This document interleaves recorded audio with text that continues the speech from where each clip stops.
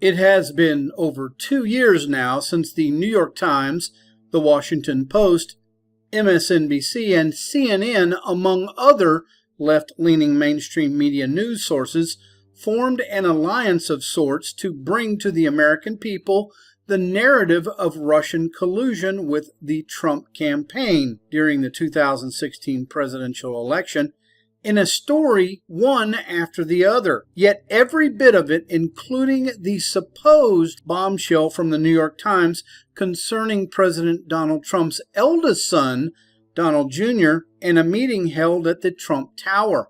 Donald Jr. came under scrutiny for a meeting with a Russian lawyer in the summer of 2016 at Trump Tower, where she promised to provide damaging information on the then Democratic presidential nominee and political opponent Hillary Clinton.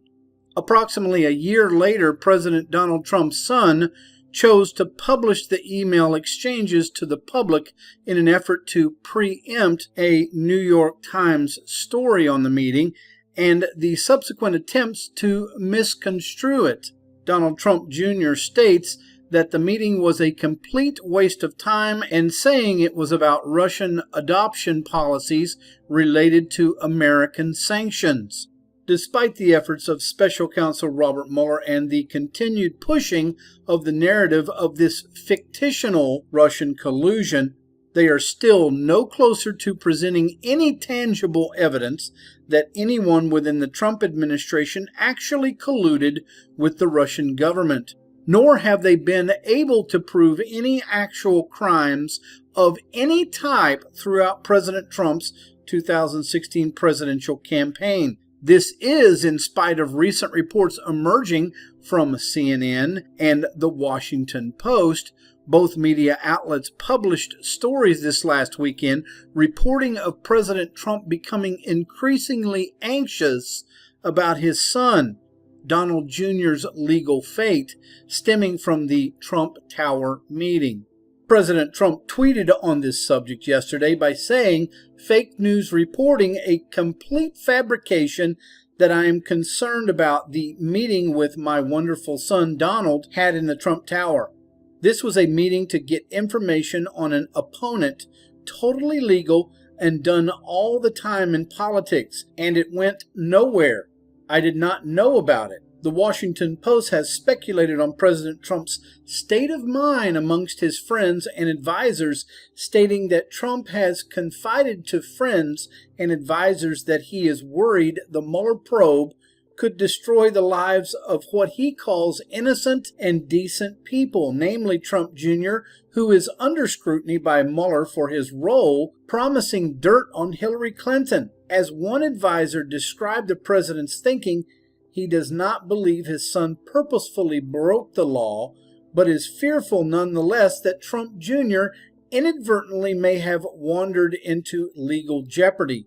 That is nothing but pure speculation, ladies and gentlemen. While, of course, the CNN network, or the Clinton News Network, whatever you want to call it, follows a similar narrative citing the usual unnamed sources with claims that they spoke to one person who speaks with Trump frequently, stated the president has been concerned for months now that the Mueller probe could reach his family and potentially his son-in-law, Jared Kushner, but his focus has turned to his namesake in recent weeks. CNN adds that Michael Cohen, Trump's longtime attorney, or former attorney, and former fixer, is said to be prepared to testify that the president knew about the Trump Tower meeting ahead of time. Well, that's just pure speculation again. But some speculate that President Trump and his tweet blasting of Mueller are indicative of President Trump's guilt. Really? And yet, others note it appears the only agenda that these media outlets have is to advance the cause of the resistance at all cost. That resistance? 8 years of turmoil if President Trump is reelected for a second term, so that he can't get anything done, right? Of course, meanwhile, President Trump has to defend himself and is speaking up in his own defense, referring to investigators as 17 angry Democrats looking at the meetings concerning the fake dossier, which we have already confirmed, and all of the lying that went on in the FBI and the DOJ.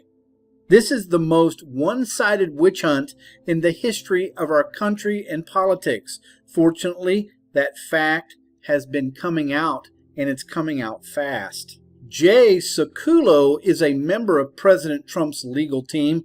He spoke to ABC News this week, suggesting nothing about the tweet or the Trump Tower meeting, and suggests that anything illegal took place. When you look at a meeting now 2 years ago, the question is what law, statute, or rule or regulations had been violated? Nobody's pointed to one yet.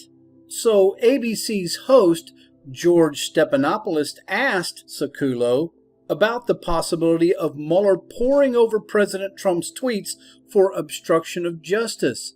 Sekulow called it simply absurd in reference to a New York Times report.